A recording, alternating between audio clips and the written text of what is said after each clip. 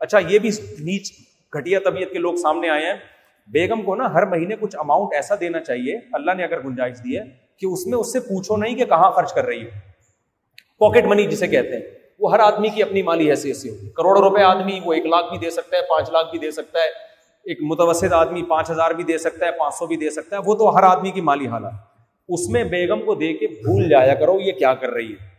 ये भी हजरत मौलाना शरफ अली थानवी रहमतुल्लाह ने लिखा है कि जो होम हाउस वाइफ होती है ना, जिसकी जॉब नहीं है, उसके हाथ में कुछ पैसा होना चाहिए। ये आज की जरूरत है हमारे मुआशरे की। बाज लोग कहते हैं हम जब तुम्हारे सारे खर्चे पूरे कर रहे हैं तो हमसे पॉकेट मनी क्यों ले रही है।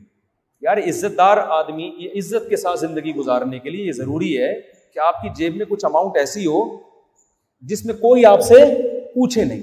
बेटा भी चाहता है कि मेरी जेब में कुछ पैसे हो, अब्बा तो कमा रहे होते हैं, तो बच्चों को भी कुछ जब थोड़े समझदार हो जाएं, छोटे बच्चों को नहीं बल्कि हम तो छोटे बच्चों को भी दे रहे होते हैं। अब जुम्मे के दिन में लाइन लगाए हुए बच्चे खड़े होंगे, अब मैं थोड़ी पूछूंगा क्या खरीद, हाँ कोई नुकसानदेह चीज खरीद रही होती है अलग बात। तो पॉकेट मनी बेगम को कुछ हर महीने आपने पहली तारीख को दे दी, उसके बाद पूछो नहीं कि क्या कर रही है।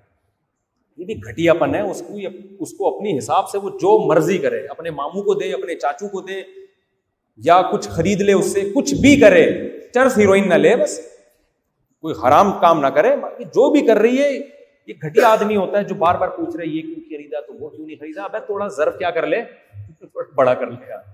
दूसरा, इससे भी अहम ये कि बेगम को अब्बा की तरफ से जो पैसा मिले या जो उसकी अपनी अर्निंग हो, जो जेवर वो लेकर आई है, उसके बारे में भी कभी मत पूछो कि इन पैसों का तुम क्या कर रहे हो।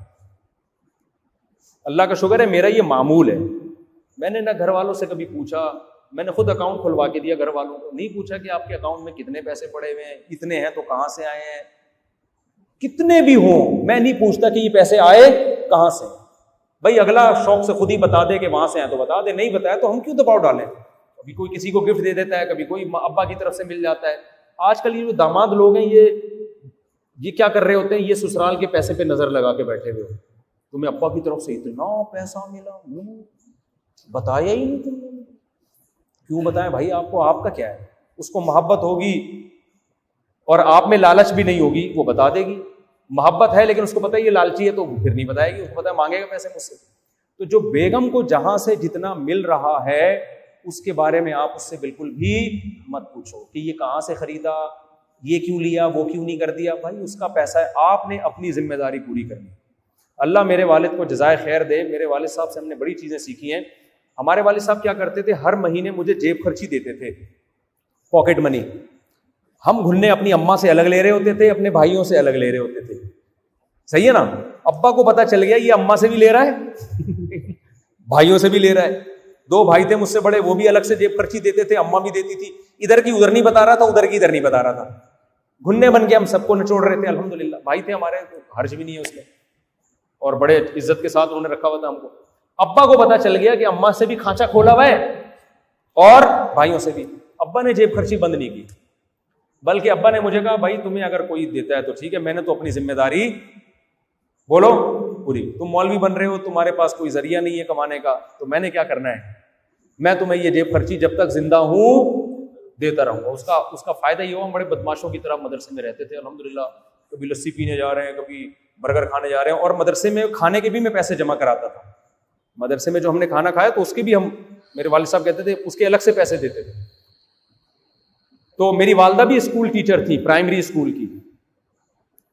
करीब में ये स्कूल था, घर के लड़कियों का स्कूल था, 5वीं तक उसकी टीचर भी थी। वालिद साहब ने वालदे से भी कभी नहीं पूछा कि आपकी यहाँ से तनख्वाह कितनी आती है, ये तनख्वाह आपने जमा कितनी की, ना ना ना ना, कभी जिंदगी में नहीं पूछा। हमने हमेशा वालिद को देखा कि हमारी वालदा को दे रहे हैं, 1 रुपया भी मैंने कभी नहीं देखा कि अब्बा ने कहा हो कि आपकी भी तो वहां से तनख्वाह आ रही है और गवर्नमेंट का स्कूल है और अब आप सुपरवाइजर हैं और रिटायरमेंट पे आपको इतने पैसे मिले हैं, कहाँ गए हमारे अब्बा को ना ये पता कि हमारी अम्मा को रिटायरमेंट पे कितना पैसा मिला, न ये पता था कि अम्मा की तनख्वाह कितनी। ऐसा इस्तिग़ना हमने देखा। वो कहते भाई मेरी जो जिम्मेदारी है मैं वो क्या करूंगा, पूरी करूंगा। वो तो टीचर बनने भी नहीं दे रहे थे कि भाई क्यों, लेकिन फिर जब उस वक्त टीचर भी वो इसलिए बनी कि मेरी वालदा एजुकेटेड थी, तो इसलिए बनी कि उस स्कूल करीब में खुला था, तो महल्ले के लोगों ने उस वक्त कहा कि भाई यहाँ कोई हमें गर्ल्स का स्कूल खुला है, तो बहुत ज़्यादा इसरार किया हमारी वालदा के बारे में कि इनको अगर हमने टीचिंग पे नहीं रखा तो फिर ऐसा ना हो कि कोई बाहर से कोई लोग आए और माहौल ख़राब हो इलाके का, यानी वो ज़्यादा अच्छा टीच ना कर सके, तो वो उनको भी फोर्स करके वहाँ टीचिंग के लिए रखा गया था। इस पर मजबूरी में वाले साहब आमादा हुए कि चलो जी ज़रूरत है। उसके बाद कभी वाले साहब ने नहीं पूछा। तो हमने भी अब्बा से ये चीज़ सीखी। तो आपसे भी गुजारिश है कि यार बेगम, जो जहाँ पैसा आ रहा है मर्द खर्च करता हुआ अच्छा लगता है, बेगम तुम्हारा पैसा है, मुझे इससे कोई गरज। नजरें इत्तिका के बैठे हुए होते हैं, इससे औरत की नजर में आदमी की 2 टके की इज्जत नहीं रहती। फिर कहते हैं बेगम मानती नहीं है, उसको पता है लालची महंचू, ठीक है ना। तो छोड़ो यार, जो भी हो। समझते हो कि नहीं समझते? अच्छा, इतनी बात है। मामलात में 1 नंबर।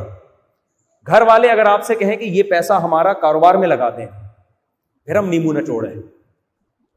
अगर मेरे घर वाले मुझसे कहते हैं ना कि ये हमारे पास गोल्ड है, ये अब्बा ने दिया, अम्मा ने दिया, ये आपने बना के, मैंने भी तो दिया है ना, महर में तो कुछ ना कुछ देना पड़ता है, तो आप ऐसा करें, ये इन्वेस्ट कर दें, तो मैं फिर तमीज से देखो, उसूल ये है कि जब मैं बिजनेस में पैसा लगाऊंगा ना, तो जो प्रॉफिट होगा आधा मेरा, आधा फिर ही पकड़ के हम टेंशने। बोलो क्यों?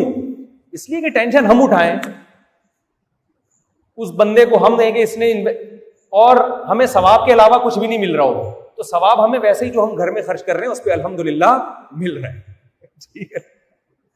मामलात क्या होने चाहिए भाई? जैसे हमें आपके पैसों पे लालच नहीं है, तो आपको भी ये नहीं होना चाहिए कि जो है इस्तेमाल तो हम मियाँ को माशाल्लाह भरपूर तरीके से करें, और ये पैसा जब कारोबार में लगाएगा, मेहनत मेरी होगी, कोई मेहनत नहीं हो फिर तो एक अलग बात है। इस मेहनत का भाई हमें तो सीधी सी बात है, क्या ख्याल है? तो बेगम तुम्हारा पैसा लगेगा तो जो प्रॉफिट होगा उसमें आधा किसका होगा? आधा आया 5% या 10%, वो जो भी आपस में तय हो जाए। इतना नेक मैं नहीं हूं कि इतना ब्रॉड माइंडेड हो जाऊं कि जी हम टेंशनें लेते रहे, क्योंकि आगे आपने पैसा लगाया और नुकसान हो गया तो पिटोगे घर में खुद ही। आप तो सवाब के लिए खिदमतें कर रहे थे और जब नुकसान हो गया तो बेड़ा गर्क। तो भाई जब मामलात हैं तो फिर वो तमीज से होने चाहिए।